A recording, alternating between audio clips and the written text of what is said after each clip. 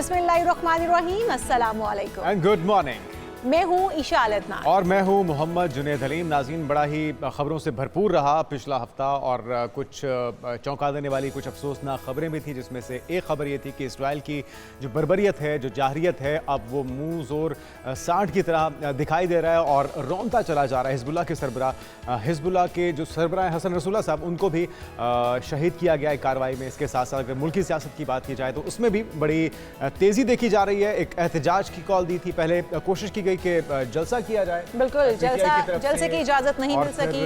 उसके बाद पीटीआई की जानिब से एहतजाज किया गया और जब एहतजाज किया गया तो शेलिंग भी हुई, फिर उसके बाद जो है पकड़ भी हुई, मार कुटाई भी हुई और उसके बाद जो एक गुथम गुथा की सूरत हाल देखी गई है पीटीआई के तमाम जो कारकुनान थे उनकी जानिब से और जो उधर से पुलिस है उसकी जानिब से। तो जो हमने धींगा मुश्ती देखी है वो देखने के जो है ना वो चांसेस कम ही मिलते हैं हमें। देखा कि इल्ज़ामात लगाए जा रहे हैं, इंतज़ामिया कह रही है कि इन्होंने जो SOPs हैं, जो रूल्स हैं, उसकी खिलाफ वर्जी की है और पीटीआई का ये कहना है कि इन्होंने हम पर बिला वजह जो हमारा एक पुरअमन एहतजाज था उसे सबोताज करने की कोशिश की है।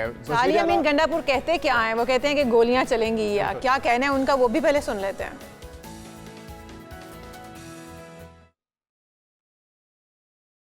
अगर कोई गोली बरसाएगा उस पे गोली बरसाई जाएगी। तुम एक गोली चलाओगे हम 10 चलाएंगे, तुम एक टीयर गैस मारोगे हम 10 मारेंगे, तुम एक लाठी मारोगे हम 10 मारेंगे। पख्तूनख्वा के लोगों सुन लो, तमाम कबाइल के लोग हमारी पार्टी में हैं।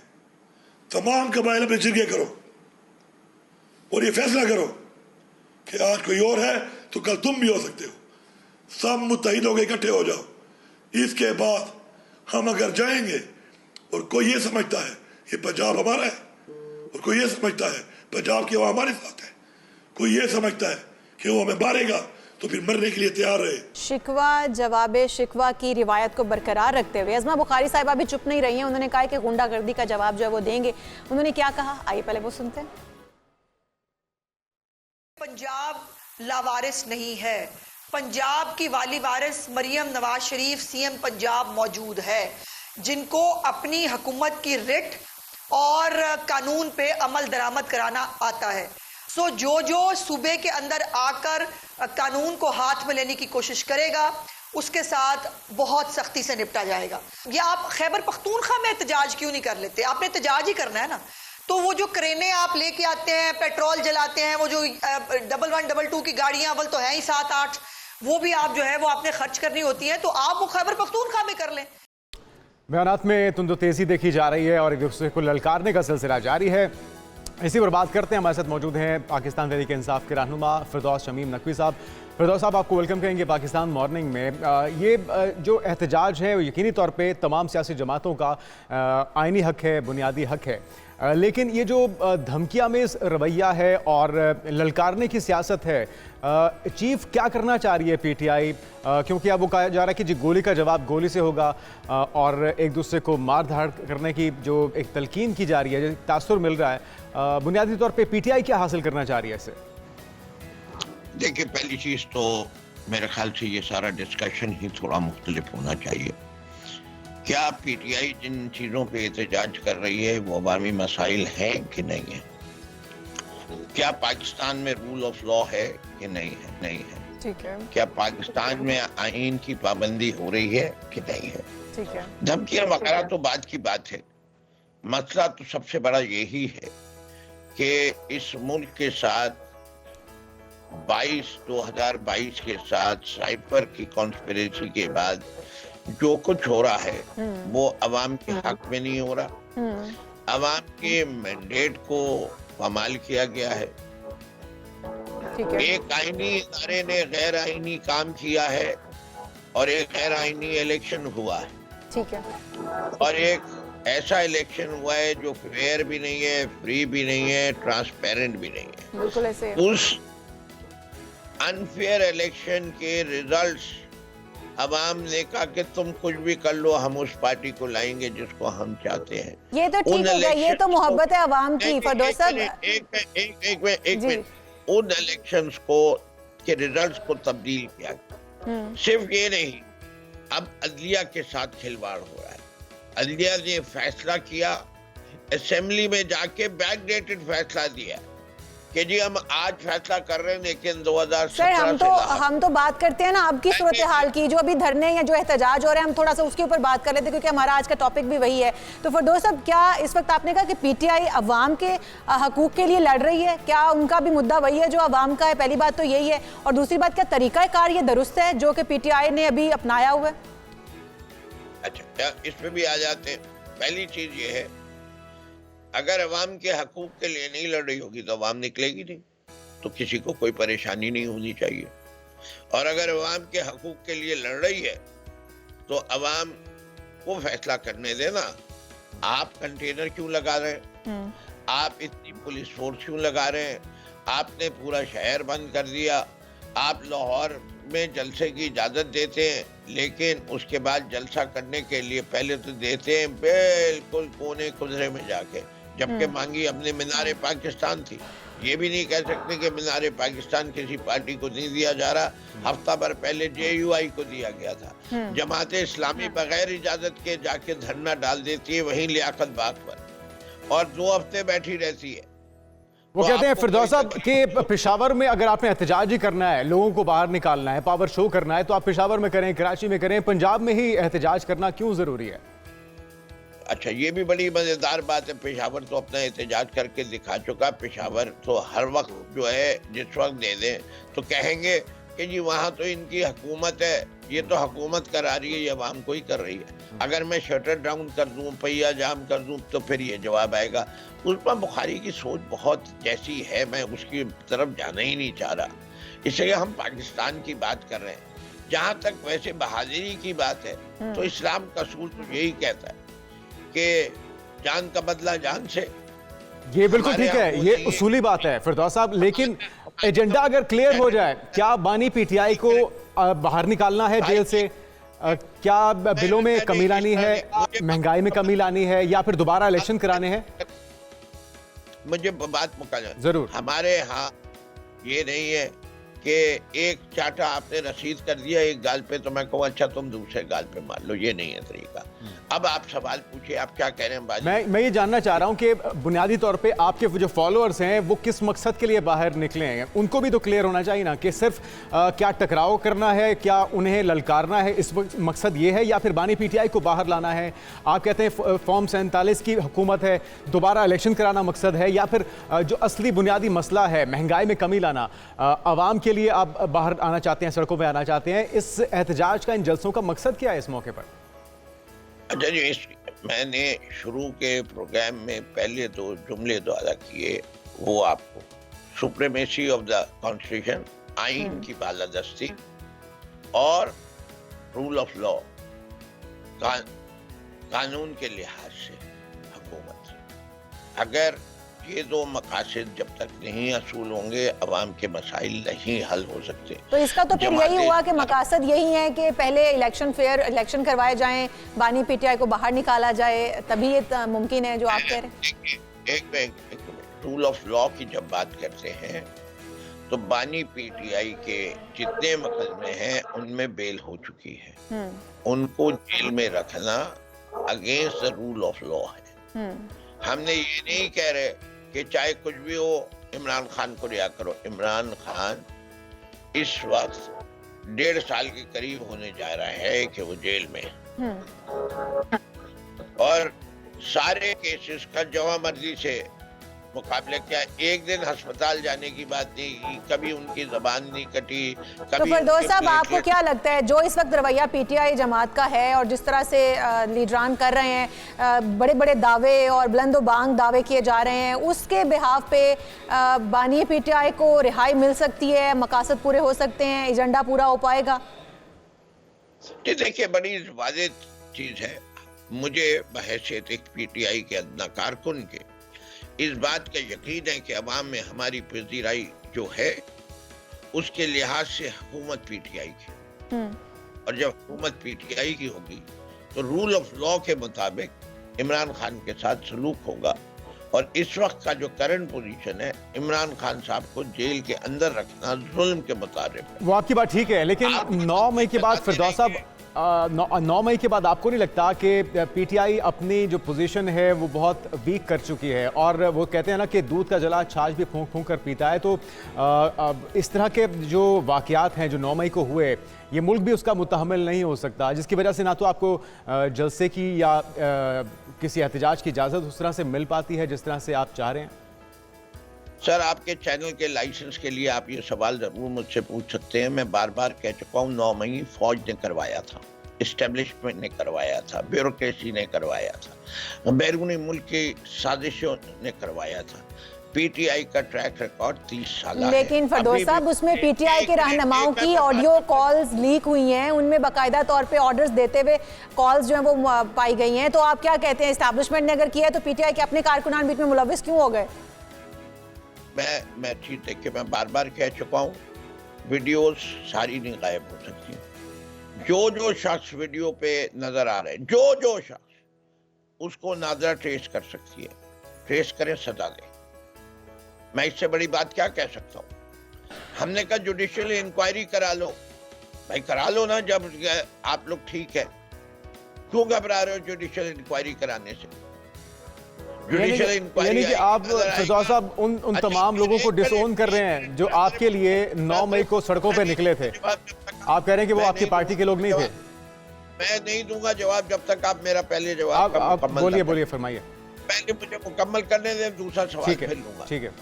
ये नहीं हो सकता कि आप जिसको चाहें जो इंटरव्यू दे दे उसके सारे गुनाह धुल जाए। अगर किसी ने कानून को अपने हाथ में लिया है, कानून की खिलाफ वर्जी की है, तो ये आप जज नहीं हैं, वो अदालतें उन्हें माफ कर सकती हैं। आप कौन होते थे माफ करने वाले? इसके माने ये है कि आप जूरी भी खुद है, जज भी खुद है और प्रोसिक्यूटर भी खुद है, जो कि किसी कानून, कोई आईन इजाजत नहीं देता। जी भाई, अगला सवाल। अच्छा, ये तो बानी पीटीआई खुद भी मान चुके हैं कि अगर एहतजाज होना था तो वो फौजी इमारतों के बाहर ही होना था, क्योंकि उनको लगता था कि एस्टेब्लिशमेंट ही सब कुछ करवा रही है। और ये कॉल्स भी दी गई थी जिसमें डॉक्टर साहबा भी मौजूद हैं, दीगर जो आपके मकामी रहनुमा थे उनकी तरफ से भी, इलाके के जो लोग थे, कारकुनान थे, उन्हें इकट्ठा किया गया और पहुंचने की कॉल दी गई है। तो फिर आप किस तरह से इसको झुठला सकते हैं? आप कह रहे हैं कि सब दोबारा फौजी इदारों के सामने एहतजाज करूंगा, एज फिरदौस शमीम नकवी करूंगा। मेरा आईनी और कानूनी हक है, इससे कि मेरा ये इदारा, इसके जर्नैल जो है आईन को पामाल कर रहे हैं।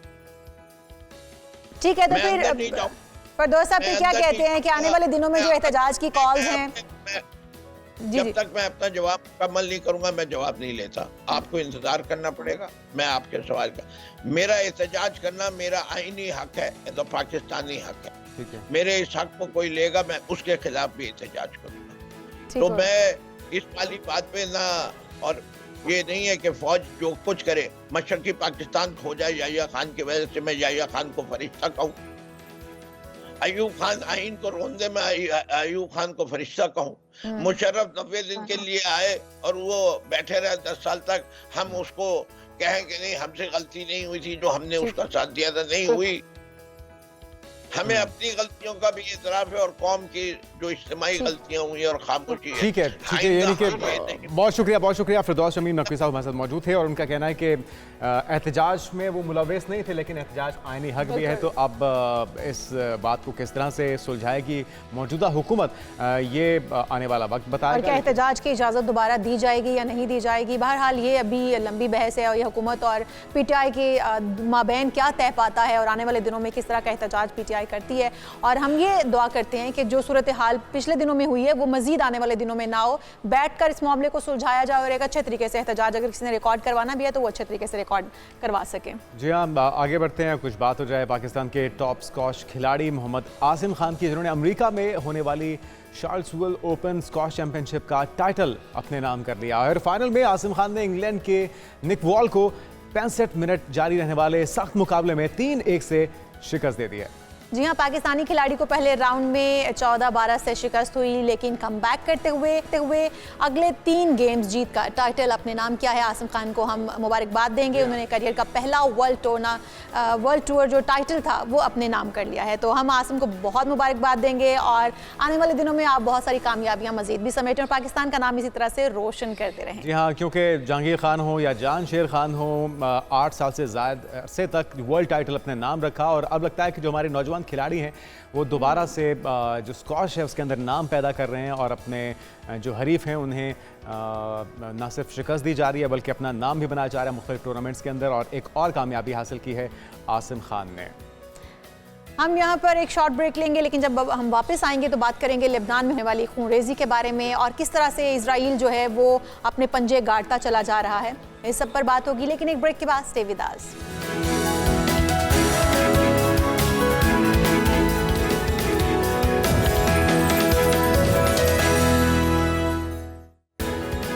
प्रोग्राम में एक बार फिर से आपको खुशामदीद कहेंगे और एक अहम खबर है जो आपसे शेयर करनी बहुत ज़रूरी है। तो आपको बताएं कि आईएसआई के नए सरबराह लेफ्टिनेंट जनरल आसिम मलिक आज अपनी जिम्मेदारियां संभालेंगे और जी आज जो है उन्होंने अपना ओहदा संभालने के लिए जो तैयारियां मुकम्मल कर ली हैं। जी हाँ, वो लेफ्टिनेंट जनरल नदीम अंजुम की जगह लेंगे जो कि अपने ओहदे से सुबुकदोश हो गए हैं और तब्दीली कमान की तकरीब आज आईएसआई के हेडक्वार्टर्स में होनी है, जिसमें जनरल आसिम मलिक बाज़ाब्ता तौर पर अपनी जिम्मेदारियां संभालेंगे। और इससे पहले वो एडजुटेंट जनरल के ओहदे के तौर पर अपने फ़राइज़ सर अंजाम दे रहे थे और उनके वालिद साहब भी लेफ्टिनेंट जनरल रहे हैं और अपनी जो सलाहियतें हैं उनके जौहर दिखाएंगे। इंतहाई अहम ये डिपार्टमेंट है और उन्होंने पीएचडी भी कर रखी है और पीएचडी कर रखी है पाक अमेरिका ताल्लुकात पे। तो और हम ये उम्मीद करते हैं कि मुल्क के लिए उनकी तकरीर, उनका जो आना है वो अच्छा साबित हो और मुबारक साबित हो और मुल्क की तरक्की में वो अपना किरदार अदा कर सकें। और जिस तरह से हम बता रहे हैं आपको कि जनरल आसिम मलिक बाज़ाब्ता तौर पर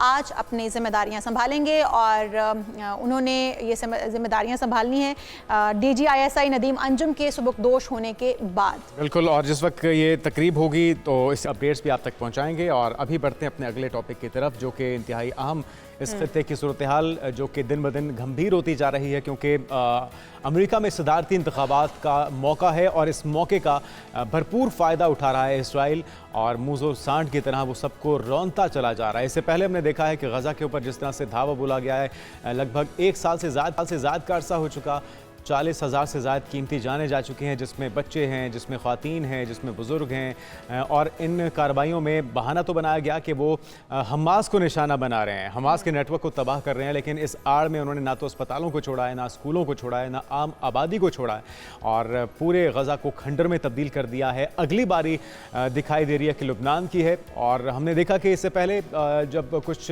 टारगेट्स को निशाना बनाया गया है जिसमें कुछ ईरानी ऑफिशियल्स भी थे, ईरान की तरफ से धमकी दी गई थी। यमन और ईरान ने भी सेहूनियों से बदला लेने का ऐलान किया था, लेकिन दहशतगर्द सेहूनी वज़ीर आज़म हज़ारों जानें लेने के बाद भी ढिठाई पर कायम। और अब हिज़्बुल्लाह के सरबराह हसन नसरुल्लाह की शहादत के बाद जो है वो मामला तूल पकड़ता हुआ नजर आ रहा है। अब हम देख रहे हैं कि नेतन्याहू जो है वो बड़े बरमला इजहार कर रहे हैं कि अब अगला हमला जो है वो ईरान पर होगा और हम देख रहे हैं कि एक नई जंग जो है वो शुरू होने जा रही है। क्यों ना हम इस तमाम तर सूरत हाल के ऊपर अपने मेहमान से भी राय ले लें। उनकी हमारे साथ मौजूद हैं सैयद मोहम्मद अली, माहिर आलमी अमूर हैं। आप बहुत शुक्रिया सर, आपको वेलकम टू शो कहेंगे। तर सूरत हाल है, क्या समझते हैं कि पूरा खित्ता एक नई जंग की नज़र होने जा रहा है जो कि अभी हम सूरत हाल देख भी रहे हैं? बहुत शुक्रिया जी। देखिए, इस तशवीश और एहतमाल का इजहार तो बहुत ज़्यादा किया जा रहा है कि ये खित्ता जो है दोबारा से एक बड़ी जंग का निशाना बन सकता है, लेकिन मैं समझता हूँ कि कुछ ऐसे हकायक हैं जिसकी वजह से शायद मैं इस तजज़िये से मुकम्मल तौर पर मुत्तफिक नहीं हूँ। और उसकी बुनियादी वजह ये है कि कुछ ज़मीनी हकायक मैं आपके सामने रखता हूँ। देखिए, 3 बातें हैं। पहली बात यह है कि इसराइल के जंगी मकासद क्या हैं।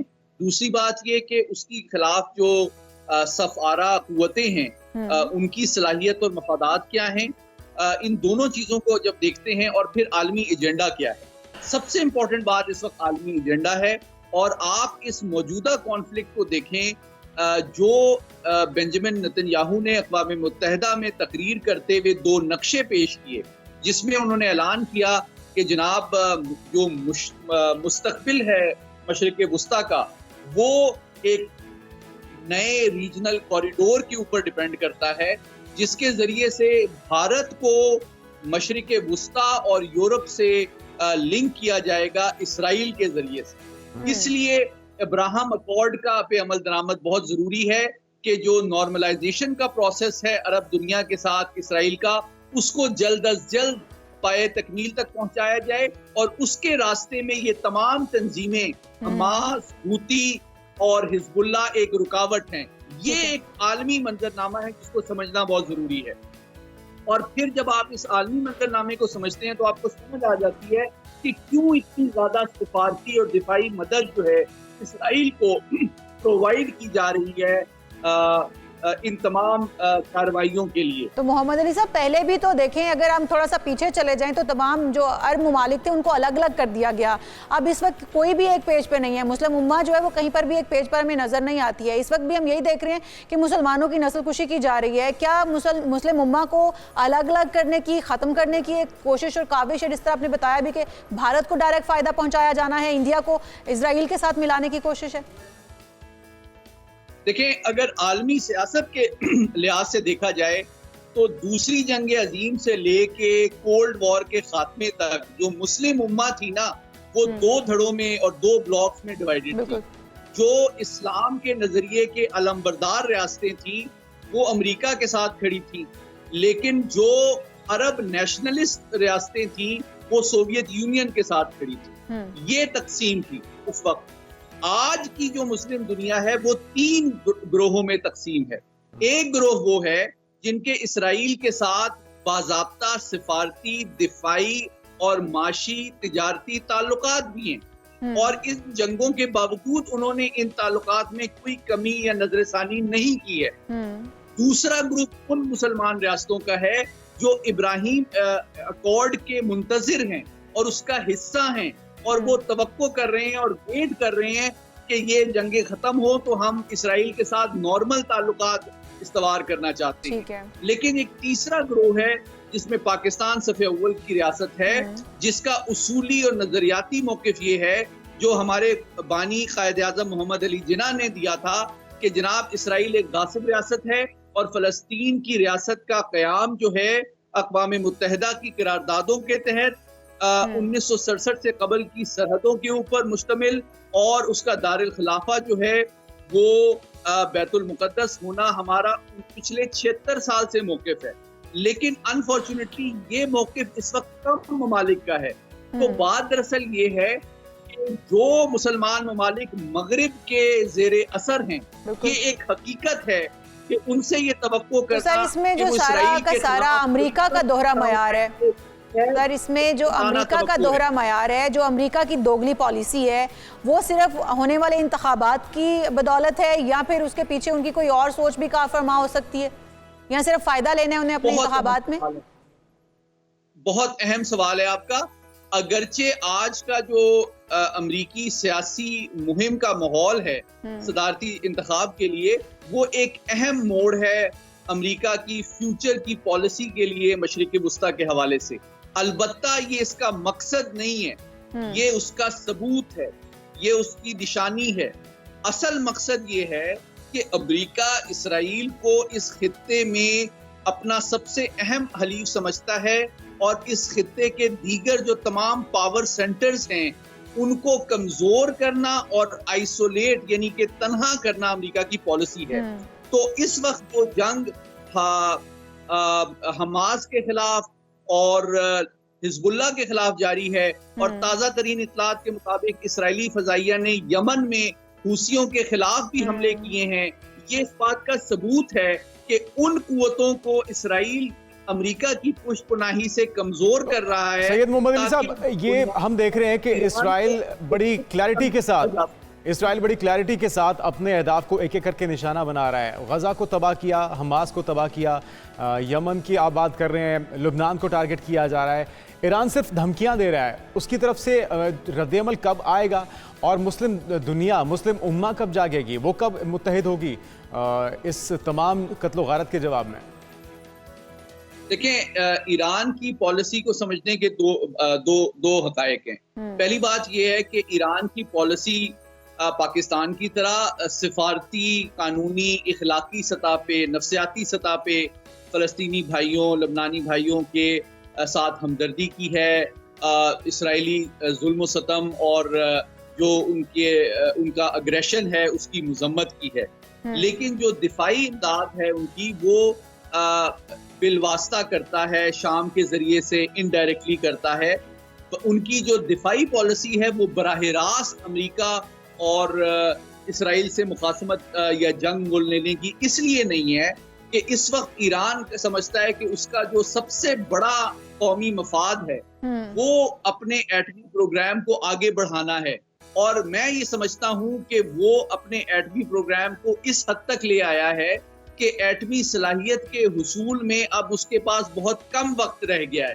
अगर इस मौके पे वो इसराइल या अमेरिका के साथ उलझता है तो इन ताकतों वो अपने को मकासद मौका पूरे नहीं कर पाएगा कि वो ईरान के एटमी प्रोग्राम को तबाह कर सकें। तो मोहम्मद अली साहब, इस तमाम तर सूरत हाल पे जहाँ पर अमेरिका की पॉलिसी भी दोगली है और वो अपने मफादात के लिए इस वक्त जो है वो तमाम तर कार्रवाइयाँ कर रहा है और साथ भी दे रहा है इसराइल का, वज़ीर-ए-आज़म शहबाज शरीफ जो हैं वो इस वक्त अमेरिका के दौरे पर हैं और अक़वाम मुत्तहिदा की जनरल असम्बली से उन्होंने खिताब भी किया और उनका मौक़िफ़ भी यही है कि वो इसराइल और फ़लस्तीन के अंदर होने वाला जो कत्लो गारत है जो फ़लस्तीन के अंदर इसराइल कर रहा है उसका ख़ात्मा होना चाहिए। तो क्या ये दौरा और उनका वहाँ पर होने वाला खिताब कोई मददगार साबित हो पाएगा, जबकि अमेरिका का तो मौक़िफ़ ही वाज़ेह है? देखें, पाकिस्तान का जिस तरह मैंने पहले गुजारिश की, जो मौक़िफ़ है मसले फ़लस्तीन का, वो बानिए पाकिस्तान का जो मौक़िफ़ था वही आज भी है, उसमें कोई तब्दीली नहीं आई है। और मुस्लिम दुनिया की जो सिफारती कोशिशें हैं 7 अक्टूबर से लेके आज तक, मैं आपके नाज़रीन को बताना चाहता हूँ कि हमारे जो मुस्तकिल मंदूब हैं अक़वाम मुत्तहिदा में एम्बेसडर मुनीर अकरम साहब, वो उसको लीड करते रहे हैं और 100 से ज्यादा ममालिक की उनको मदद हासिल है उन करारदादों में जो कि फ़लस्तीन की हिमायत और इसराइल की मुखालफत पर मबनी है। लेकिन ये भी एक हकीकत है और यकीनी तौर पे मैंने तवक्को है कि हमारी जो सियासी क़यादत है उसने अमेरिका पे जोर दिया है कि इस खित्ते के सलामती और इस्तेहकाम के लिए फौरी जंग बंदी का जो हमने मुतालबा किया है वो इम्पोर्टेंट है। और 2 स्टेट सोल्यूशन जो है फ़लस्तीन की आज़ादी और मुख्तारी को इंश्योर करना, अक़वाम मुत्तहिदा की करारदादों पे अमल करना, ना सिर्फ आलमी बरादरी बल्कि खुद अक़वाम मुत्तहिदा की ऊपर जो लोगों का एतमाद है उसका दारोमदार भी इसी के ऊपर है। तो हमने अपनी पोजीशन हमेशा वाज़ेह की है और सफारती कोशिश में हम पूरी दुनिया, सिर्फ मुस्लिम दुनिया नहीं, देखिए 115 ममालिक अगर पाकिस्तान की सपोर्ट कर रहे हैं अक़वाम मुत्तहिदा में तो उसमें से आधे मुल्क भी मुसलमान नहीं है। ये इस बात को साबित करता है इस वक्त पाकिस्तान अक़वाम मुत्तहिदा का सिक्योरिटी काउंसिल का इलेक्टेड नॉन परमानेंट मेंबर है और 193 में से सिर्फ 3 ममालिक के अलावा तमाम दुनिया ने पाकिस्तान को सपोर्ट किया। ठीक है, बहुत शुक्रिया सैयद मोहम्मद अली साहब। हमारे पास वक्त की कमी है और ये मामला इंतहाई आप देख रहे हैं कि पाकिस्तान ने अक़वाम मुत्तहिदा में भरपूर आवाज़ बुलंद की है, यकजहती का इजहार किया है फ़लस्तीनी भाइयों के साथ और मज़म्मत की है इसराइली जारहियत की। लेकिन हम देखते हैं कि पाकिस्तान में जब एहतजाज होता है इस मामले को लेकर या हसन नसरुल्लाह की शहादत पर, तो उसके ऊपर पथराव भी होता है, उसके ऊपर शेलिंग भी होती है। तो ये जो सिर्फ एहतजाज से या आवाज़ बुलंद करने से मामला हल नहीं होगा, हमें इससे बढ़कर इक़दाम करने की ज़रूरत है। बिल्कुल ठीक है, हम कुछ आगे बढ़ते हैं और डिफरेंट मौज़ूआत हैं हमारे पास और हम उनके ऊपर बात कर लेते हैं। मौसम की बात करते हैं। मुल्क के कई शहरों में इस वक्त बारिशों का नया स्पेल शुरू हो चुका है। इस्लामाबाद है, इसमें लाहौर है, वहाँ पर भी बारिशों का इम्कान जाहिर किया जा रहा है, जबकि पहाड़ी इलाके वहाँ पर तो बारिश हो रही है और उसकी वजह से वहाँ पर खुनकी भी आ चुकी है। और इस वक्त ये समझ में नहीं आता कि एसी बंद करने हैं या चलाने हैं, पंखा बंद होना चाहिए या चलना चाहिए। बड़ी रिपोर्टर से भी वो मुख्तलिफ शहरों में कैसा मौसम देख रहे हैं। तो लाहौर से होंगे गोहर अली, रबिया होंगी कराची से, इस्लामाबाद का मौसम भी आप तक पहुंचाएंगे। पहले कराची से जान लेते हैं। कराची में बताइएगा रबिया कि कुछ मौसम में बेहतरी आई है? पिछले हफ्ते तो हम देख रहे थे कि गर्मी बरकरार थी। जी बिल्कुल, कराची में अभी जो है वो गर्मी का सिलसिला बरकरार है और किसी किस्म की जो है वो दर्जा हरारत में भी कोई कमी देखने में नहीं आ रही है और मरतूब मौसम के बायस गर्मी की शिद्दत भी ज़्यादा महसूस की जा रही है। शहर के मौजूदा दर्जा हरारत की बात की जाए तो इस वक्त भी शहर का मौजूदा दर्जा हरारत 31 डिग्री तक पहुँच चुका है, जबकि हवा में नमी के ज़ायद तनासुब के बायस गर्मी की शिद्दत जो है वो 36 डिग्री तक महसूस की जा रही है।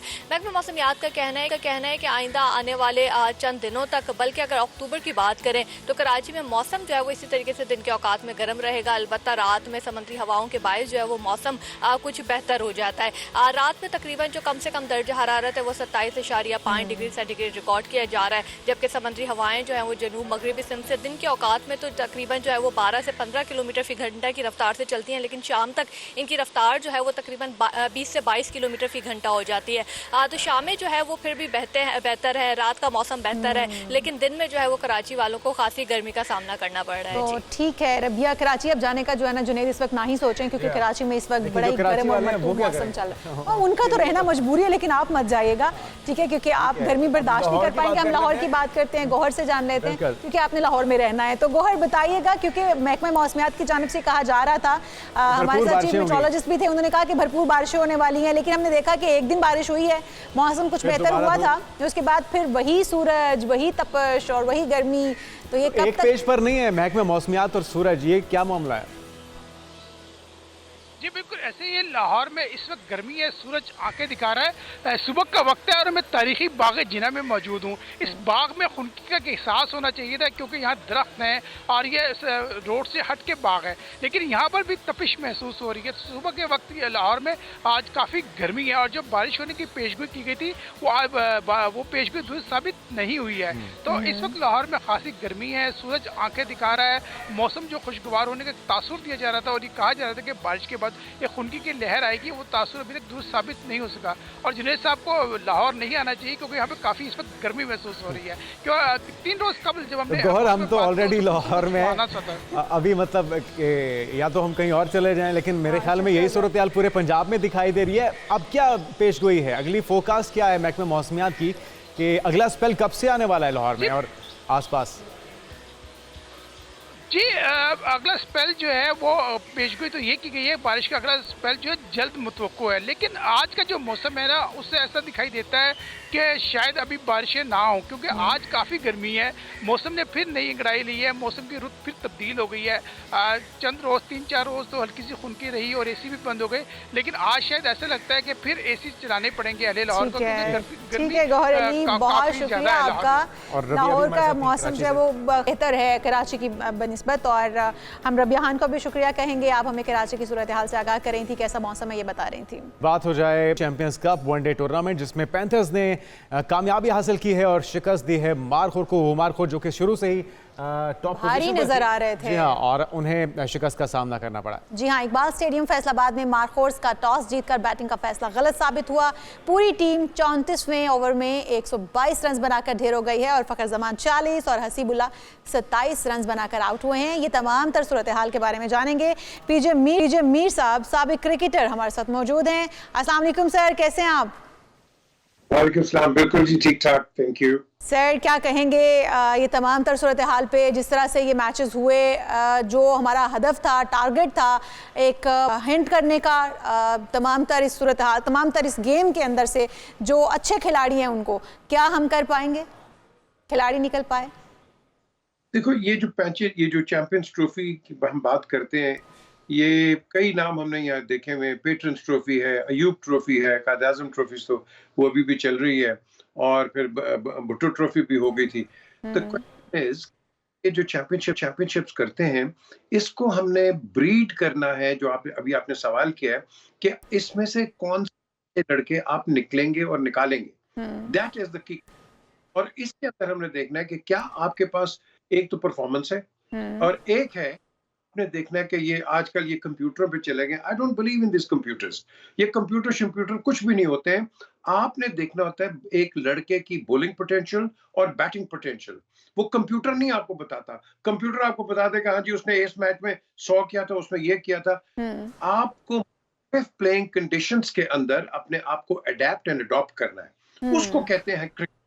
बड़ी नेचुरल गेम है। हमने तो बड़ी वो उसको हेड गार्ड, ये guard, mud guard, flood guard, ये हमने कर दिए हैं आजकल। क्रिकेट बड़ी नेचुरल, हमने नेचुरल रखना है। सो मैं समझता हूँ कि एक अच्छा इनिशिएटिव है, लेकिन हम नाम चेंज कर जाते हैं। हमारे पास कुछ है कोई नहीं है, लेगेसी है कोई नहीं है। आज तक याद है कि या लाहौर में यहाँ वजीर अली समर लीग होती थी। तो पीजे साहब, सस्टेनेबिलिटी नहीं है। एक टीम जो हमने देखा जीतती चली आ रही थी, टॉप में जा रही थी, फिर उसके बाद एकदम से हमने देखा कि वो टीम सिरे से हार गई है, दूसरी टीम जो है वो उसको फतह वो मिल गई है।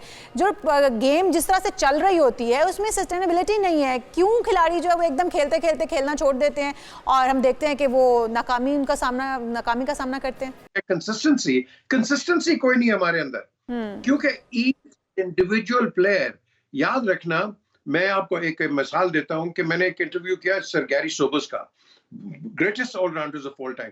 तो मैंने कहा you know Gary, every time आप अंदर जाते हो बैटिंग करने, तो क्या आप उसी कॉन्फिडेंस से जाते हो कि पिछले मैच में आपने 100 किया? उसने कहा मैं 1000 दफा पहले स्किप करता हूं बैटिंग करने से पहले, और अपना उसका कॉन्फिडेंस वहां बनता है। नया मैच होता है। हम चलते हैं पुराने मैचेस के परफॉर्मेंस पे, आपने चलना है आज क्या करोगे। और जो आपने सवाल किया, कंसिस्टेंसी पैदा करो।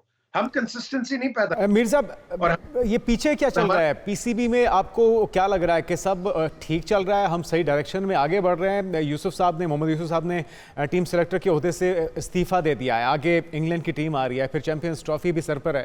तो आपको लगता है कि ऐसे मौके पर इस तरह से लोगों का इस्तीफा देना उनका अपना फैसला होगा या फिर उन पर दबाव था किसी किस्म का?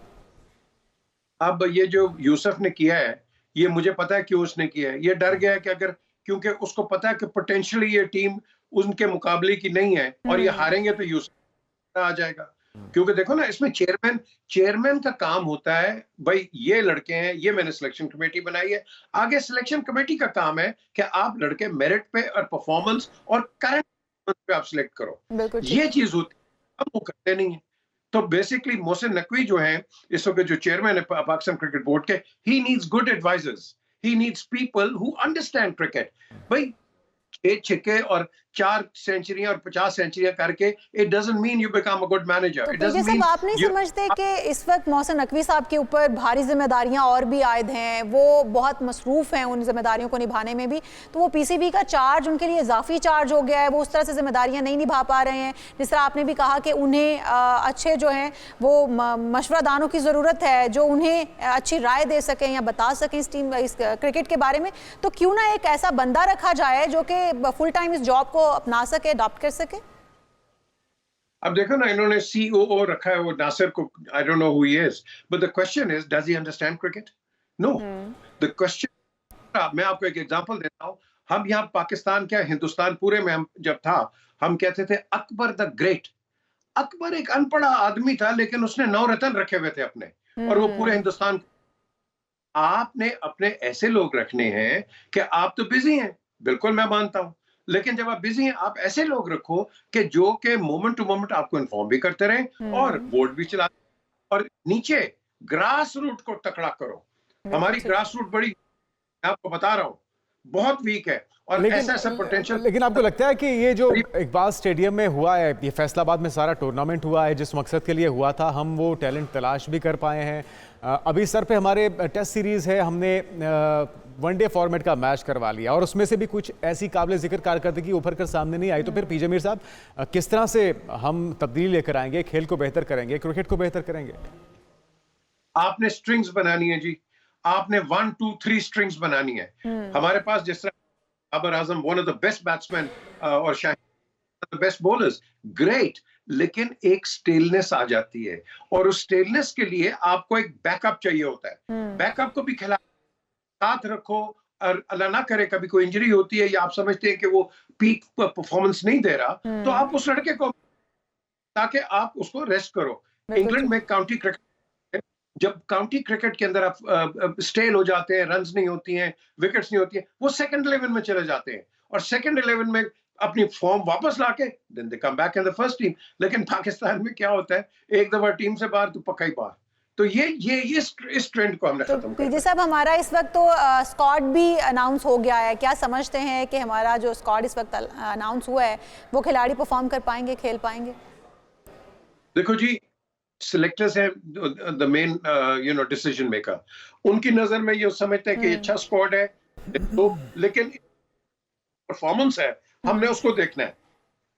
ठीक है, सिलेक्टर्स पे उतरने, क्या ये सिलेक्टर्स को लेट डाउन करेंगे या नहीं? क्योंकि हम तो इमीडिएटली को चेयरमैन को आप पकड़ना, सिलेक्शन कमेटी को, ये selection committee, because they are the ones who are handling the team.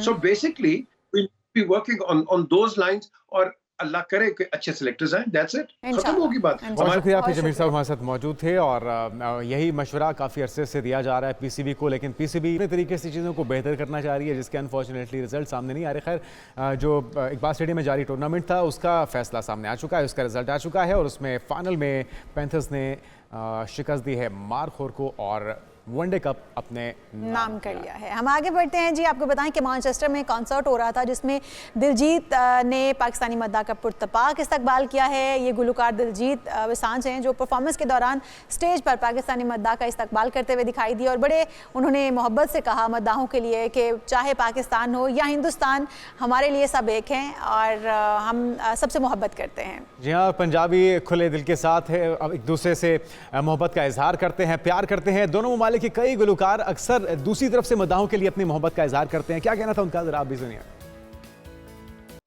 तो he is a great actor, बोलने वालों के दरमियान बिल्कुल, और जिस तरह से मोहब्बत का इजहार उन्होंने किया, ये जज्बात पाकिस्तानियों के लिए हैं, उन तमाम फनकारों के लिए जो खुले दिल से जो फनकार एक दूसरे के। और एक बात जो है ना, वो दिलजीत ने बड़ी सच कही है कि जो ये सरहदें हैं, ये बॉर्डर्स हैं, ये हमारे सियासतदानों के बनाए हुए हैं। कहीं ना कहीं ये बात सच भी है, क्योंकि मोहब्बत जो है वो यहाँ और वहाँ फनकारों के साथ एक जैसी की जाती है, एक जैसी मोहब्बत और मालिहाना जो है वो इस्तकबाल हमेशा हम देखते हैं। तो हम यहाँ पर एक ब्रेक ले लेते हैं, हेडलाइंस का टाइम होता है, उसके बाद हाजिर होंगे दीगर अहम इश्यूज के साथ। हमारे साथ स्टे विद अस।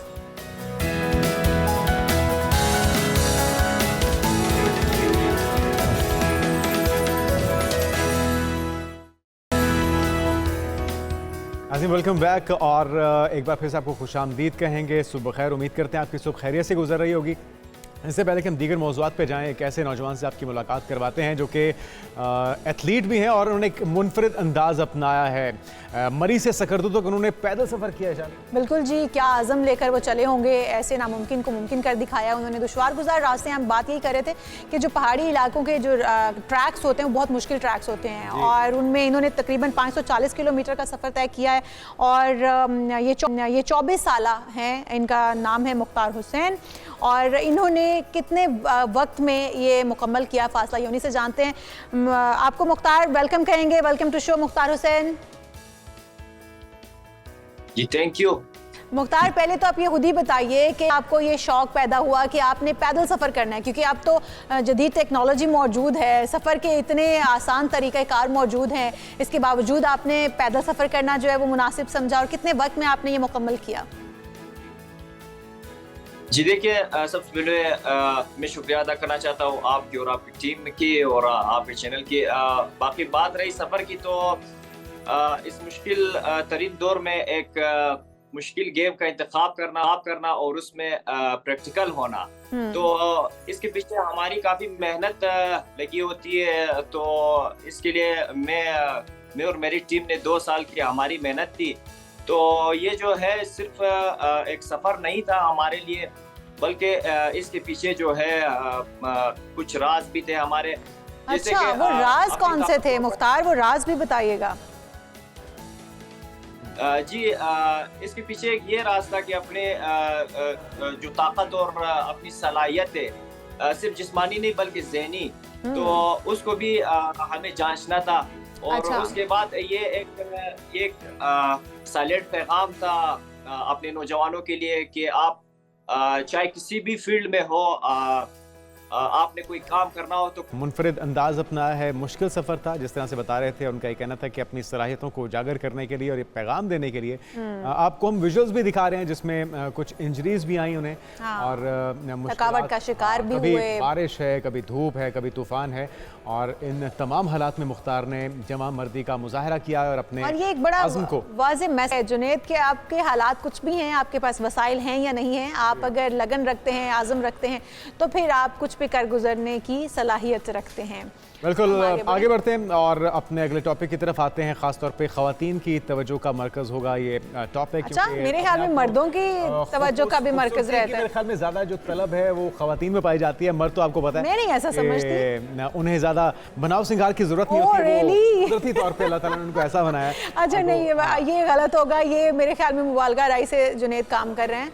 मैं समझती हूँ कि मर्द भी आजकल अपने आप को निखारने और संवारने में उतना ही आजकल ऐसे पेश है। बिल्कुल, ख़वातीन की कंपनी में ज़्यादा बैठते हैं। मैं देखती हूँ आईब्रोज बनवा रहे होते हैं लोग, और फिर लिपस्टिक, फिर लाइनर, मस्कारा, पता नहीं क्या कुछ करें आजकल लोग भी। जो खूबसूरत बनना चाहता है उनके मसले का हल हम ले आए हैं। डॉक्टर फराह जावेद साहब हमारे साथ मौजूद हैं, एस्थेटिक गायनेकोलॉजिस्ट हैं। आपको वेलकम करेंगे पाकिस्तान मॉर्निंग में। डॉक्टर साहब, आप सबसे पहले तो हमारे नाज़रीन को ये बताइए ना कि गायनेकोलॉजिस्ट और एस्थेटिक गायनेकोलॉजिस्ट में फ़र्क क्या है? First of all, thank you so much, Junaid and Inshallah, for inviting me on this platform. और आपका सवाल है कि जी गायनेकोलॉजिस्ट में और एस्थेटिक गायनेकोलॉजिस्ट में क्या फ़र्क है? गायनेकोलॉजिस्ट नॉर्मली एक स्पेशलाइजेशन करती हैं अपनी MBBS के बाद, और उसके बाद उन्हें कंसल्टेंट गायनेकोलॉजिस्ट कहा जाता है। वो 4 इयर्स की ट्रेनिंग होती है, वो करती हैं, उसके बाद अपना एग्ज़ाम पास करती हैं। इसी तरह से वो मैंने किया। उसके बाद पर्टिकुलर एस्थेटिक गायनी का डिप्लोमा था, वो मैंने UK से किया। और उसमें जो है एस्थेटिक गायनेकोलॉजी में आप हेड टू टो आप कह सकते हैं कि आप उसमें बॉडी कंट्रोल करते हैं, बॉडी कंट्रोलिंग, इवन वुमेंस के जो प्राइवेट पार्ट्स हैं उनके लिए। और इसमें सिर्फ ये आपका एस्थेटिकली इम्पॉर्टेंट नहीं है, ठीक है, ये फंक्शनली भी ख़वातीन के लिए बहुत ज़रूरी है। और ये उन टॉपिक्स, अच्छा आपने खुद ही कह दिया ख़वातीन के लिए ज़रूरी है, तो ये जो इशाल कह रही है इलैबोरेट इसको करना चाहिए। गायनेकोलॉजिस्ट वो कह रही हैं ना, गायनी के मसाइल तो ज़ाहिर है ख़वातीन के साथ बनने के लिए आपके पास ज़्यादा पेशेंट आते हैं, क्लाइंट आते हैं, वो मर्द होते हैं या ख़वातीन? देखिए, एस्थेटिक गायनेकोलॉजी सिर्फ वुमेंस तक है, लेकिन मेरी अपनी पर्सनल OPD में जो एस्थेटिक के पेशेंट्स आते हैं उनमें ऑलमोस्ट 60% मेल है। अच्छा, 60% मेल है। अच्छा ठीक है, ये यहाँ पर आपको जवाब चेंज हो रहे हैं। हाँ जी, अब हम हमारा क्योंकि टॉपिक है आज का हेयर लेज़र, पूरी बॉडी पर जो गैर ज़रूरी बाल हैं उनकी लेज़र ट्रीटमेंट जो है वो करवाना कितना ज़रूरी है या कितना फ़ायदेमंद हो सकता है, उसके ऊपर थोड़ा सा रोशनी डालिएगा। वो मर्द भी करवाते हैं या सिर्फ ख़वातीन ही करवाती हैं?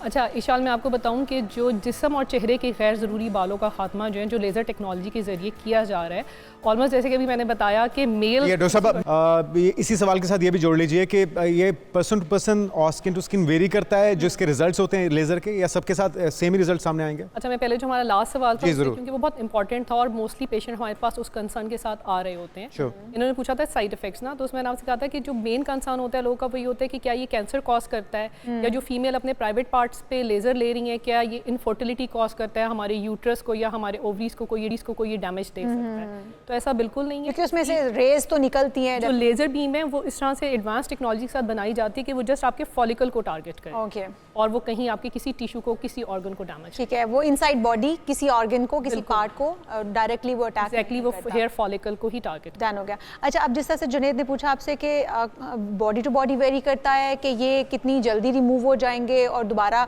वापस कितने टाइम में आएंगे, या फिर सबके लिए सेम प्रोसीजर होता है कि अभी आपने किया 2 माह के बाद वापस आ सकते हैं, 1 माह के बाद वापस आ सकते हैं? देखिए, इसमें इस तरह होता है कि जब क्लाइंट हमारे पास आता है या पेशेंट हमारे पास आता है तो प्रॉपर हम उसे असेस करते हैं।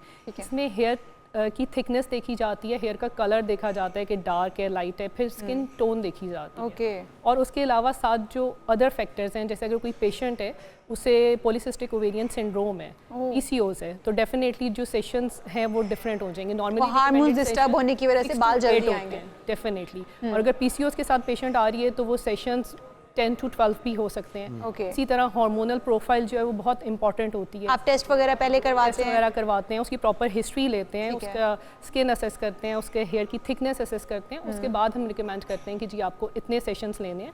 नॉर्मली जो सेशंस में गैप होता है वो हम 1 मंथ का कहते हैं कि आपने एक महीने के। और किन चीज़ों की एहतियात डॉक्टर साहब आप पेशेंट को या क्लाइंट को करनी होती है, आप रिकमेंड करते हैं कि ये चीज़ें आप ना कीजिए? अच्छा, इसमें इस तरह से होता है कि जब हम लेज़र के सेशंस उन्हें रिकमेंड कर रहे होते हैं, जैसे प्री केयर या पोस्ट केयर जो हम उन्हें बताते हैं, ठीक है, तो उसमें जब पेशेंट हमारे पास आता है उसे हमने असेस कर लिया। उसके बाद एक और ये जो आपने क्वेश्चन किया इसके साथ ही मेरे माइंड में एक चीज़ आई कि नॉर्मली एक ये भी मिथ है कि जी मैं शेविंग करूँगी तो मेरे बाल ज़्यादा हो जाएंगे, या मुझे मेरी नेबर ने या खाला ने कहा है कि नॉर्मली जो एडवांस टेक्नोलॉजी के लेज़र्स हैं उससे पहले हम पेशेंट को कहते हैं कि आपने 24 आवर्स बिफोर जो है वो अपने हेयर्स को शेव करके आना है। क्योंकि लेज़र का अफेक्ट फिर वो टारगेटेड हेयर फॉलिकल पे अच्छा, एक बॉडी के ऊपर बड़े नॉर्मल से बाल हैं, वो इतने फील भी नहीं हो रहे, लेकिन वो चाह रहे हैं कि वो नीट हो जाए बॉडी, लाइक बाल हैं बाजू के ऊपर या अदर बॉडी पार्ट्स के ऊपर, तो वो उसको भी लेज़र किया जाएगा और फिर उसके बाद उसके ऊपर लेज़र यूज़ करेंगे? बिल्कुल बिल्कुल, उसे क्योंकि उसका वो टारगेट जो जब लेज़र उसे टारगेट करता है तो वो बहुत अच्छे तरीके से टारगेट करता है। ठीक है। इवन जो बॉडी हेयर है उस पे लेज़र के अफेक्ट फेशियल हेयर से भी ज़्यादा अच्छे आते हैं आपको। ठीक है। अच्छा, लेज़र से यानी कि आप भी बता रही हैं कि मुकम्मल तौर पे छुटकारा नहीं हो सकता लेज़र से, उसका एक टाइम पीरियड है जिसके बाद आपको दोबारा वो ट्रीटमेंट लेना पड़ेगा। देखिए, इसमें इस तरह से है कि जो लेज़र को हम कहते हैं ना permanent laser hair removal, it is basically a permanent laser hair reduction. अच्छा। 70 to 90% तक आपके हेयर्स जो हैं वो जो फॉलिकल टारगेट हो रहा है उसकी रीग्रोथ नहीं होती। ठीक है। जो रिमेनिंग रह जाते हैं वो बहुत फाइन हेयर्स होते हैं और उसे भी हम फिर जैसे मेंटेनेंस सेशन में उन्हें टारगेट करते हैं। अब इसकी वजह क्या है, ये बहुत इंपॉर्टेंट है। इसमें होता है ये कि हमने जिस जो हेयर का एक ग्रोथ साइकिल होता है और हमने उसमें उसे एनर्जन फेज कहते हैं, जो ग्रोथ फेज है उसमें टारगेट करना होता है हेयर को।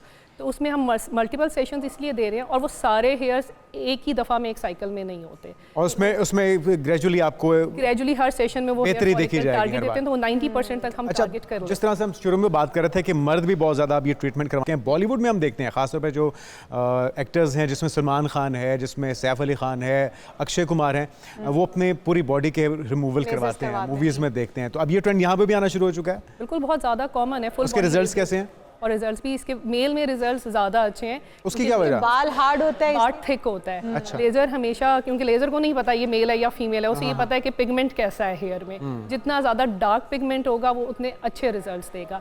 इवन बियर्ड नेक लाइन के लेज़र्स हमारे पास बहुत ज़्यादा आते हैं, फेशियल लेज़र से उसके ज़्यादा रिजल्ट और अच्छे उसके रिजल्ट्स बहुत अच्छे हैं। मतलब ऑलमोस्ट मेरे ख्याल से आप एवरी 3rd डे और एवरी 2nd डे शेव करते होंगे जी। और अगर आप लेज़र्स के 6 सेशन लें, each session a month apart, उसके बाद you have to take a maintenance session 3 महीने में एक दफा। तो अफोर्डेबल है? चिक्स के ऊपर भी बड़े बाल आ जाते हैं, जेंट्स के स्पेशली, तो वो चिक्स के ऊपर भी करवा सकते हैं? ये बियर्ड नेक लाइन इसी को कहते हैं। मतलब ओके ओके, ये ऊपर और नीचे, ठीक है। एरिया इसे कवर। और ये अफोर्डेबल है ट्रीटमेंट आप जो बता रही हैं? मुझे लगता है कि ये बहुत कॉस्ट इफेक्टिव ट्रीटमेंट है, क्योंकि देखें आप नॉर्मली आप शेविंग कर रहे हैं, फिर लेडीज़ के लिए जैसे वो वैक्सिंग करती हैं, हर 10 से 15 दिन बाद वो जाके वैक्स कर रही हैं और उस पर वो एक अमाउंट इन्वेस्ट करती हैं। फिर उसके साइड इफेक्ट्स भी आ जाते हैं कि वो फॉलिकुलाइटिस हो रहा है, उन्हें छोटे छोटे दाने निकल रहे हैं, वैक्सीन से इन्फेक्शंस हो रहे हैं, तो उन चीज़ों से भी आप बच जाते हैं। तो जेंट्स अगर करवाते हैं तो उनमें भी सेम ही है, जिस तरह आपने कहा कि 15 डेज या 20 डेज के बाद खवातीन तो जाती हैं, जेंट्स को भी नहीं जाना पड़ेगा 3-4 मंथ का? उन्हें भी रिलीफ मैं आपसे वैक्सिंग और शेविंग की बात करी हूँ। कॉस्ट इफेक्टिव पे मैंने आपको बताया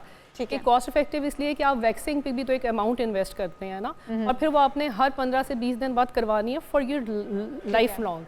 लेकिन आप लेज़र के कुछ सेशंस आपने पर मंथ लिए, उसके बाद मेंटेनेंस सेशन आपने 4 to 6 मंथ्स पे आप चले जाते हैं। ठीक हो गया। और सम जो हमारे क्लाइंट्स होते हैं उनके बहुत अच्छे रिजल्ट्स होते हैं कि वो वंस इन अ ईयर और ट्वाइस इन अ ईयर उन्हें एक मेंटेनेंस सेशन लेना पड़ता है। ठीक है। और सनलाइट में आप जा सकते हैं क्योंकि यहाँ पे तो बड़े टिका के धूप निकलती है, अगर उसमें जाएंगे लेज़र ट्रीटमेंट के बाद कुछ नुकसान हो सकता है? इसमें देखिए, पोस्ट ट्रीटमेंट केयर में हम सबसे पहले पेशेंट को ये बता दें कि आपने बहुत ज़्यादा जो है ना सन एक्सपोजर में एकदम नहीं जाना। जस्ट आफ्टर द ट्रीटमेंट आप अपना सन ब्लॉक यूज़ करें, और वैसे भी सन ब्लॉक तो हमें नॉर्मली भी यूज़ करना चाहिए, हम नॉर्मली भी अपने क्लाइंट्स को गाइड कर रहे होते हैं। तो पोस्ट ट्रीटमेंट केयर में ये होता है कि आप सन ब्लॉक यूज़ करें और आप धूप में जाएँ। ठीक है। आपके पास कितने पेशेंट्स आते हैं जो सिर्फ लेज़र करवाने के लिए आते हैं? क्योंकि आप स्टैटिक भी हैं और आपने बताया कि बॉडी कंट्रोल करना, बॉडी के डिफरेंट जो पार्ट्स को इन्हांस करना, आप ये सब करती हैं, तो सिर्फ लेज़र के कितने पेशेंट्स आते हैं, मेल और फीमेल? देखिए, मेरे साथ यहाँ पे आई थिंक सभी एग्री करेंगे जो स्टैटिक फिजिशियंस हैं। हमारे पास अगर मैं अपने क्लिनिक में भी कैटेगराइज करूँ तो almost 40% of male and female patients मेरा जो है वो लेज़र ठीक है। बहुत मतलब बड़ा कंसर्न है लोगों का, और एक वरी समय लड़कियों के लिए भी, ख़वातीन के लिए भी और मर्द हजरात के लिए भी वो चीज़ ना। ठीक है। बॉडी को कंट्रोल करना, ये भी आजकल बड़ा ट्रेंड में इन है कि बॉडी जो है वो कहीं से ज़्यादा कहीं से कम नहीं होनी चाहिए, प्रॉपर एक शेप बॉडी होनी चाहिए। इसमें भी सिर्फ ख़वातीन ही आती हैं या फिर मर्द हजरात भी आते हैं? पहले तो ये बताइएगा। स्टैटिक्स में दोनों में मेरे ख्याल से दोनों जो है ना वो इक्वली दोनों बहुत चूजी हो गए हैं, चूजी बहुत कॉन्शियस हो गए हैं अब मेरे ख्याल से। और अच्छा, इसमें एक चीज़ और है कि हमारे पास टाइम नहीं है। आप खुद को देख लें, आप मुझे देख लें, हमारे पास बहुत ज़्यादा टाइम नहीं और डाइट्स हमारी हैं उस तरह से, हम बस वो जंक फूड भी खा रहे हैं, कार्ब्स भी खा रहे हैं और एक्सरसाइज, और फिर हमें बॉडी शेप में भी चाहिए, टोन बॉडी चाहिए। शेप में भी चाहिए। तो इसके लिए बहुत अच्छे हमारे पास नॉन इन्वेसिव ट्रीटमेंट्स हैं, वो विदाउट सर्जरी आप अपनी बॉडी को कंट्रोल कर सकते हैं, जिसमें कुछ इंजेक्शंस हैं, ड्रिप्स हैं, बल्कि बड़ी अच्छी अब तो मशीन्स आ गई हैं जिसमें क्रायो, फैट फ्रीजिंग और मेल्टिंग की मशीन्स हैं और उसमें पर सेशन आपका 1-1 इंच कम होता है और बॉडी बहुत अच्छा कंट्रोल। ये उन आलसी लोगों के लिए है जो कि हिलना नहीं चाहते हैं, बेड पे बैठे बैठे वो अपना बॉडी को कंट्रोल करना यहाँ पे मैं आपको बताऊँ, कुछ लोग ना जिम जाते हैं, बड़े फिट रहते हैं, या कुछ खवातीन मेरे पास आती हैं आफ्टर द प्रेगनेंसी, जो कहती हैं जी हम 1 साल से जिम कर रहे हैं लेकिन ये पाउच जो है ना ये नहीं जा रहा, मतलब स्टबन बैली जो है वो नहीं, स्टबन फैट पे कभी कभी आप हार मान जाते हैं। ठीक है, स्टबन फैट उसका हल फिर आपके पास है। बिल्कुल, वो स्टबन फैट के लिए करके thank you so much doctor Faraz साहब हमारे साथ बहुत मौजूद थे नाज़रीन, और अपने आप को खूबसूरत कैसे बनाया जा सकता है उसके कुछ टिप्स हमने जानने की कोशिश की है। आगे बढ़ते हैं, ब्रेक लेंगे और ब्रेक के बाद हम बात करेंगे आज टैक्स गोशवारे जमा कराने की आखिरी तारीख है, इसमें इजाफा होता है या नहीं, तो वक्त कम है, जल्द से जल्द अपने गोशवारे जमा और क्या क्या सख्तियाँ जो है वो बिल्कुल, और नॉन फाइलर्स और फाइलर्स के ऊपर कौन कौन सी सख्तियाँ आयद होने वाली हैं वो भी आपको बताएंगे, लेकिन एक ब्रेक के बाद आप कहीं मत जाइएगा, स्टे विद अस।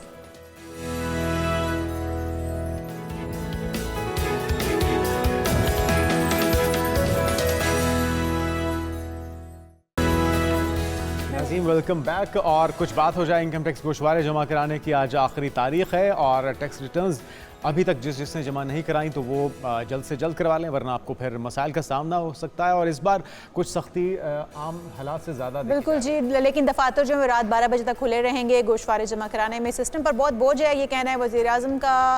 उन्होंने कहा गोशवारे जमा कराने की तारीख में तौसी की सिफारिश जो वज़ीर आज़म साहब से की जाएगी। बहरहाल जी, अभी तक की जो तारीख है वो आज की तारीख है और आज ही आपको जो है वो जल्द से जल्द जमा करवाने हैं। हमारे साथ मौजूद हैं डॉक्टर खाकान हसन नजीब साहब, साबिक मुशीर वज़ारत ख़ज़ाना हैं। आप बहुत शुक्रिया सर आपके वक्त का, टू शो कहेंगे आपको। सर, जिस तेज़ी से ये तमाम तर कार्रवाई हो रही है, मोबाइल सिमें भी हमने देखा बंद हो रही हैं, लोगों की कंप्लेंट्स आ रही हैं, कार्ड्स बंद हो रहे हैं, सीज हो रहे हैं, ये क्या प्रैक्टिकल है? इतनी जल्दबाजी दिखाना, ये सब कुछ इस तरीके से लोगों को मजबूर कर देना, क्या लोग इस तरह से आ सकेंगे फाइलर होने के लिए? बिस्मिल्लाहिर्रहमानिर्रहीम। पिछले 10-15 साल में चले जाएं तो आपको दिखाई देगा कि हमने ये कोशिश की कि retailers, wholesalers, agriculture income tax, property पे प्रॉपर टैक्सेशन, प्रॉपर वैल्यूएशन, ये सब काम करें। तो अगर आप बिलीव करें कि ये मतलब ये तो कोशिश बहुत अरसे से हो रही है। आज भी लेट्स सी कि कितने रिटेलर्स और होलसेलर्स जो हैं वो अपने टैक्स गोशवारे दाखिल करते हैं। याद रखिए कि last year 53 lakh 5.3 million filers थे, उसमें से 2.7 मिलियन फाइलर्स तो ऐसे थे जिन्होंने नील रिटर्न भरी थी, जिसका मतलब है उन्होंने कहा कि हमारा कोई टैक्स नहीं बनता। तो एक्चुअली तो टैक्स देने वाले 26 लाख ही थे पाकिस्तान में। सर, अब तो 35 लाख आदादोशुमार बता रहे हैं, लेकिन हमारी आबादी देखें तो 24 करोड़ की 25 करोड़ की तकरीबन आबादी बनती है। क्या प्रैक्टिकल हो पाएगा इतनी जल्दी तमाम लोगों को फाइलर कर पाना, उनको टैक्स नेट में ला पाना, ये कितना प्रैक्टिकल है वो बताइए। देखिए, जो पाकिस्तान की ये जो कैटेगरी है नॉन फाइलर की, मैं तो जब टेबल पर मौजूद था तब भी यही कहता था कि ये कोई कैटेगरी ही नहीं है। ये कैसे हो सकता है कि मैं ईशाल को कहूँ कि आप 4% टैक्स दें और नॉन फाइलर लें, और जुनैद को कहूँ कि आप 2% टैक्स दें, आप फाइलर बन जाएं। I mean either you file और यू डोंट फाइल। अब इधर आपका बनता है या नहीं बनता। यहाँ पे मैं हमेशा ये ज़रूर कहता हूँ कि जो 50,000 रुपये हमने रखा हुआ है कि अगर आपकी इनकम फॉर एग्जांपल आप सैलरीड हैं और 50,000 रुपये है, इसको बढ़ा के 1 लाख रुपए कर देना चाहिए। उसकी वजह यह है कि 50,000 रुपये की आज वैल्यू जो है वो तो बहुत कम हो गई है पिछले 3 साल की। अगर आप इन्फ्लेशन को देखें, उसके कुव्वत ख़रीद जो है वो बहुत कम हो गई है, और अगर उसकी कुव्वत ख़रीद कम हो गई है तो मतलब मेरा ख्याल है उसकी कुव्वत ख़रीद अगर मैं कैलकुलेट करूंगा तो 30,000 रह गई है। बिल्कुल। तो आपको 50,000 को डॉक्टर साहब, अभी जो IMF की किस्त हमें अगला पैकेज मिलने जा रहा है, आपको लगता है कि इससे आसानियां होने जा रही हैं, चीज़ें सस्ती होने जा रही हैं, महंगाई का जो तूफान है उसमें किसी हद तक कुछ कमी वाक़ई होगी? देखिए, एक बात तो अया है ना कि इस वक्त अगर आप महंगाई को देखें तो पाकिस्तान में महंगाई के बढ़ने की जो शरह है वो कुल्ली तौर पर टूट गई है। पाकिस्तान में महंगाई 2023 में 29% बढ़ी थी, यानी कि 100 रुपए की चीज़ 129 रुपए की हो गई, फिर 129 के ऊपर 24% बढ़ी। अब हम 10% के करीब आ गए हैं। सो आपकी कुव्वत ख़रीद अगर एक न्यूज़ जो है वो जुनैद की और इशाल की सैलरी को 15% बढ़ा दे और इन्फ्लेशन यानी कि कीमतों के बढ़ने की शरह 10% हो तो आपकी कुव्वत खरीद यकीनन बढ़ जाएगी। So this year in terms of inflation is better. Doctor साहब, आखिरी बार ये हमने हमेशा यही सुना है कि ये आखिरी किस्त होगी, आखिरी पैकेज होगा, इस बार भी यही दावा हो रहा है। आपको लगता है कि आखिरी प्रोग्राम होगा हमारा IMF के साथ? IMF की जो ट्रेडमिल है उस पे आप 24th टाइम है। मैं गुजारिश हमेशा करता हूं कि इसमें से एक प्रोग्राम लॉन्ग टर्म कंप्लीट किया है। एक तो ये इम्पोर्टेंट बात है। पहली तो बात ये है कि ये जो 37 माह का प्रोग्राम है, let's try and complete it, क्योंकि ये कंप्लीट करने में जब बेंचमार्क्स आएंगे, जब पाकिस्तान के टारगेट्स आएंगे, तो जब फिर बोझ डाला जाएगा, एडजस्टमेंट्स होंगी, तो हो सकता है कि हमें कहीं पे मुश्किल आए ये काम करने में। So completion of the 37 months programme, first of all that's important. Then secondly जो काम करने हैं इस ट्रेडमिल से उतरने के लिए, यानी कि आपने क्या एनर्जी सेक्टर को कैसे ठीक करना है, पाकिस्तान की एक्सपोर्ट्स को कैसे बढ़ाना है, पाकिस्तान के खर्चों को कैसे कम करना है, प्रोविंसेस ने टैक्सेस में और अपने खर्चों में कैसे तवाज़ुन पैदा करना है, NFC अवार्ड को ठीक करना है। अब ये तो बड़ी मतलब फंडामेंटल चीजें हमने। तो डॉक्टर साहब, हम लोग अगर बात करते हैं कि हमें दरामदात को बढ़ाना है, हमें उन चीज़ों को पैदा करना है जो हमारे मुल्क में, जिसमें हमारा मुल्क जो है खुद कफील है, कर सकता है, उनकी तरफ रुझान जो है वो बहुत कम हम देख रहे हैं। उसके ऊपर कौन काम करेगा? और जिस तरह से अभी हम देख रहे हैं, आपने कहा कि खर्चे कम करने पड़ेंगे, गवर्नमेंट के खर्चे कौन कम करेगा? क्योंकि गवर्नमेंट तो अपने खर्चे बढ़ाने पर तुली हुई है और आए दिन जो है वो उनके खर्चे हम देखते हैं, एक लंबी लिस्टें होती हैं। अब जो इकदाम किए जा रहे हैं, जिस तरह से कहा जा रहा है कुछ इस्लाहात लाई जा रही हैं, मेरे ख्याल में कुछ 6 के करीब मिनिस्ट्रियां ख़त्म की जा रही हैं और कोई 2 को जम किया जा रहा है, क्या ये खर्चे कम करने में मावन साबित होगा जो गवर्नमेंट के खर्चे हैं? देखिए, इसमें कई चीज़ें इंपॉर्टेंट हैं। एक तो overall size of the government जो है वो कम करना है, नंबर 1। नंबर 2, जो काम फेडरल गवर्नमेंट के करने के नहीं है और प्रोविंसेस के करने के हैं वो प्रोविंसेस को देने हैं, ये नंबर 2 है। फिर खर्चे कम करने में एक बहुत बड़ा खर्चा है जो हम जिस तरह की मराहत देते हैं पेंशन्स में, इनको ठीक करना है, इसमें सिविल सर्विसेज एक्ट में तब्दीली करनी है। फिर जो हमारा इस वक्त डेट का बर्डन है जी, उसको संभालना है। ठीक है, उस डेट बर्डन को संभालना है हमने। फिर हमारी जो इस वक्त सब्सिडीज जा रही हैं उनको टारगेट करना है। सो खर्चे कम करने का तो बहुत सा तरीका है। फिर प्रोविंसेस को खुद अपना हुजम जो है उसको संभालना है, अपने टैक्सेस बढ़ाने हैं। ये सारे काम जो हैं ये फंडामेंटल हैं और याद रखिए, मैं हमेशा कहता था IMF के साथ एंगेज रहें, पर अब बहुत इम्पोर्टेंट ये है कि IMF ने आपको एक वक्त और एक ब्रीदिंग स्पेस दे दी है वो काम करने के लिए जिससे आपका घर वाकई ही ठीक हो। अगर तो ये सारे काम जो आपके सामने रखें कर लिए तो आप IMF की ट्रेडमिल से उतर जाएंगे। बहुत शुक्रिया, बहुत शुक्रिया। ये इंतहाई इंपॉर्टेंट बात की आपने कि अगर अहदाफ हासिल कर लिए तो हम छुटकारा हासिल कर सकते हैं, जिसका दावा किया जा रहा है। डॉक्टर मौजूद थे। ब्रीदिंग स्पेस है जो इसके अंदर अंदर हमें ये अहदाफ पूरे करने होंगे, अदरवाइज़ फिर वही सूरत हाल होगी और हम एक बार फिर से IMF की किस्त के मुंतज़िर होंगे या IMF प्रोग्राम की मंजूरी के जो है वो मुंतज़िर रहेंगे। बिल्कुल। और अब उस सेगमेंट की तरफ आते हैं जो कि आपका पसंदीदा है कि सितारों की रोशनी में आपका ये हफ्ता कैसा गुजरने वाला है। बिल्कुल जी, और सितारे क्या कहते हैं ये सब हम हमको बताएंगे एक ब्रेक के बाद। आप कहीं मत जाइएगा, स्टे विद अस।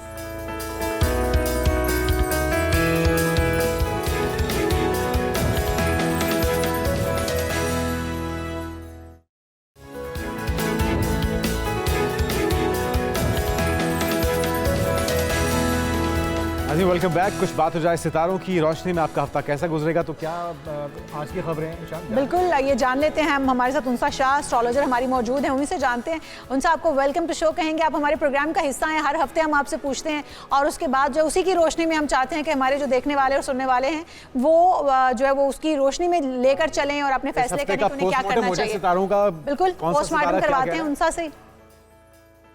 अस्सलाम वालेकुम, गुड मॉर्निंग। वालेकुम अस्सलाम, वेरी गुड मॉर्निंग जी उनसा। जी, आज ये जो हफ्ता है जो अब स्टार्ट हुआ है बड़ा खास हफ्ता इसलिए है क्योंकि लास्ट सूरज गिरहन है 2024 का।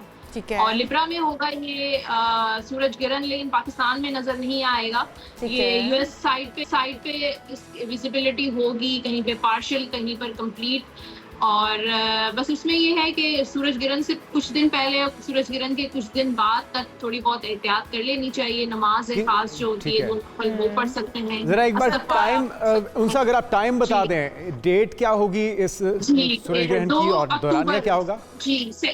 जी 2 अक्टूबर मगरिब के बाद पाकिस्तान टाइम 2 अक्टूबर मगरिब के बाद इसका टाइम स्टार्ट होगा 8:42 पर और उसके बाद जो है वो 3 अक्टूबर हो जाएगी 12 बजे के बाद। तो मिडनाइट यानी कि 2-2:30 बजे तक इसका जो है टाइम पीरियड रहेगा। बिल्कुल ठीक है। अब जरा सितारों की तरफ आ जाइए उनसा, क्योंकि वक्त की कमी है हमारे पास। हाँ, एरीज से शुरू करते हैं। एरीज का जो कार्ड आया है आने वाला हफ्ता किंग ऑफ पेंटिकल्स, यानी कि काफी सारा पैसा नजर आ रहा है एरीज वालों के पास।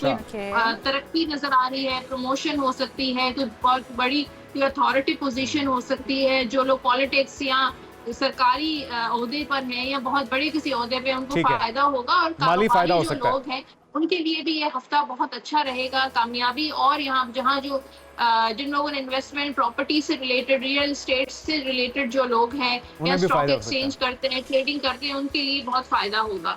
टॉरस की बात करते हैं, यहाँ पर टॉरस वालों के लिए 10 ऑफ सोर्ड्स की एनर्जी, यानी कि जो लोग बहुत ज्यादा परेशान थे, चाहे वो जॉब्स के हवाले से या रिलेशनशिप के हवाले से, लव लाइफ में ब्रेकअप हो रहे थे, शादियां नहीं हो पा रही थी, कारोबार नहीं चल रहे थे, तो बस उनका जो एक बुरा वाला टाइम है वो एंड हो रहा है और एक न्यू बिगिनिंग की तरफ मामला चल रहे हैं। तो सेहत को लेकर टॉरस वालों को थोड़ा सा केयर करनी चाहिए। जेमिनी की बात करती हूँ, 4 ऑफ वॉन्ड्स की एनर्जी है, तो ट्रैवल उनके लिए बहुत अच्छा रहेगा। फिर जेमिनी वाले ऑलरेडी जो है वो मरकरी प्लैनेट से रिलेटेड है, तो कम्युनिकेशन उनको बहुत अच्छी रहेगी। या जो ऐसी फील्ड से कम्युनिकेशन से रिलेटेड है या ट्रेडिंग से रिलेटेड है, ट्रैवल से रिलेटेड, तो फायदा हो सकता है। फिर कैंसर की बात करें, नाइट ऑफ सोर्ड्स, ये भी अगेन ट्रैवल का कार्ड है। कैंसेरियंस के लिए सफर बहुत अच्छा रहेगा और ऐसे लोगों से बचकर रहें जो लोग धोखा भी दे सकते हैं उनको। तो पता कैसे चलेगा कि कौन धोखा दे सकता है उनका? जी, ये तो आपको खुद केयरफुल होना चाहिए और ये तो अब उनसा नहीं बता सकते। ठीक है, ट्रस्ट नहीं करें, चाहे बिजनेस कर रहे हैं, पैसों की लेन देन कर रहे हैं या किसी के साथ शादी या दोस्ती होती है, उसमें भी उनको चीटिंग हो सकती है। लियो की बात करते हैं, पेज ऑफ कप्स, तो इस हफ्ते कोई गुड न्यूज मिल सकती है। नहीं, आपको हर हफ्ते गुड न्यूज मिलती नहीं है। मैं हर हफ्ते वेट करती रह जाती है इनको गुड न्यूज मिले। उनसा मैं हर हफ्ते ना आपके बताने के बाद मैं हर हफ्ते उम्मीद करती हूँ कोई गुड न्यूज मिलेगी, लेकिन कोई गुड न्यूज ऐसे मिलती नहीं है। इस हफ्ते यकीन मिलती होगी, लेकिन आप इतना इम्पोर्टेंट नोटिस नहीं करती होगी उस गुड न्यूज को। तो गुड न्यूज नौकरी से रिलेटेड भी हो सकती है, बिजनेस से रिलेटेड। ये हफ्ता खर्चे का हफ्ता होगा लियो वालों के लिए। प्रपोजल भी उनका कोई आ सकता है, कोई अपने प्यार का, मोहब्बत का इजहार भी कर सकता है और रोमांटिक टाइम भी हम इसको कह सकते हैं, फैमिली टाइम भी हफ्ता रहेगा लियो के लिए। अब वर्गो की बात करते हैं, वर्गो एस ऑफ सोर्ड, तो कुछ चीजों को लेकर जो वर्गो बहुत ज्यादा कंफ्यूज रहते थे, समझ नहीं आती थी क्या करना चाहिए, चाहे जॉब हो, चाहे रिलेशन हो, चाहे शादी हो, उनके लिए ये हफ्ता क्लैरिटी लेकर आ रहा है। आपके जो बादल थे ना वो छट गए। चलें, ये तो अच्छी बात है। हाँ, क्लैरिटी आएगी, वो जो कंफ्यूजन उनके माइंड में है वो खत्म हो जाएगी। डिसीजन ले पाएंगे, डिसीजन तक पहुंचेंगे और कोई नया काम शुरू कर सकते हैं, कोई न्यू बिगिनिंग भी नजर आ रही है। लिब्रा की बात करते हैं, स्ट्रेंथ का कार्ड है, तो आपके थोड़े बहुत कामों में डिलेज आ सकते हैं, काम जो है अटक सकते हैं, लेकिन कुछ थोड़ी बहुत ब्लॉकेजेस हो सकती हैं, लेकिन आपने अपनी हिम्मत, अपनी विल पावर से उन चीजों को कवर करना है। यानी कि सेहत अगर अच्छी नहीं है तो अपनी विल पावर से खड़े हो जाएं और अपनी सेहत का ख्याल रखें। रिलेशनशिप में इश्यूज हैं तो आप खुद उन जो प्रॉब्लम्स हैं उनको खुद आप डील कर सकते हैं। ठीक है। फिर स्कॉर्पियो की बात करते हैं, हाई प्रिस्टिस का कार्ड है, तो स्कॉर्पियो के लिए बहुत अच्छा टाइम है। इंट्यूशन अपनी फॉलो करें, जो भी आपकी गट फीलिंग, दूसरों से मशवरा करते हैं ठीक है, लेकिन काम आपने वही करना है स्कॉर्पियंस को जो उनकी गट फीलिंग कह रही है, जो आपको बेहतर लगता है वही करें, सुने सबकी करें अपनी, क्या बेहतर लगता है। सेजिटेरियस की बात करते हैं, 5 ऑफ कप्स, थोड़े से ब्रेकअप्स के चांसेस हैं, कोई लॉस भी हो सकता है, पैसों में लॉस, बिजनेस में लॉस, ये जॉब का में भी कोई प्रॉब्लम आ सकती है। थोड़ा सैड एनर्जी नजर आ रही है। सेजिटेरियस वालों को अपनी सेहत का भी ख्याल रखना चाहिए। ठीक है। कैप्रिकॉर्न की बात करते हैं, यहाँ पे कैप्रिकॉर्न के लिए 8 ऑफ सोर्ड तलवारें हैं। फ्यूचर को लेके बहुत ज्यादा इनसिक्योरिटीज रहती हैं, आपको क्या होगा, क्या करना हमारे पास 30 सेकंड्स हैं उनसा। फाइनेंशियली कुछ स्ट्रक मुझे नजर आ रहे हैं। एक्वेरियस जो है वो भी जो है वो अब बेहतर नजर आ रहे, सेहत उनकी अच्छी नहीं थी लेकिन अब इम्प्रूवमेंट नजर आ रही है, जहाँ पर पैसे रुकावट थी वो भी दूर हो जाएंगे। उनसे वन लाइनर बताएं। जी जी जी, पाइसेस के लिए जो है वो अच्छा टाइम रहेगा, फाइनेंशियली रिलेशनशिप में भी कोई सफर पर भी जा सकते हैं। अच्छा, उनसे लास्ट में हम ये भी चाहेंगे कि आप ये बता दें हमारे देखने वालों को कि अगर आपसे वो राब्ता करना चाहें तो किस तरह से कर सकते हैं, किस प्लेटफॉर्म पे कर सकते हैं? मेरा यूट्यूब चैनल है, मेरा अपना यूट्यूब चैनल है टैरो बाय उनसा शाह, वहाँ पे भी आप जा सकते हैं। इंस्टाग्राम पे भी आप फॉलो कर सकते हैं, फेसबुक पे भी उनसा शाह ऑफिशियल के नाम से टैरो बाय उनसा शाह। ठीक है, उनसा बहुत हमारे साथ शुक्रिया। मौजूद थी और आज के प्रोग्राम से नाज़रीन इतना ही। आपसे मुलाकात होगी, अपना ख्याल रखिएगा। तब तक के लिए हमें दीजिए इजाजत। अल्लाह हाफिज।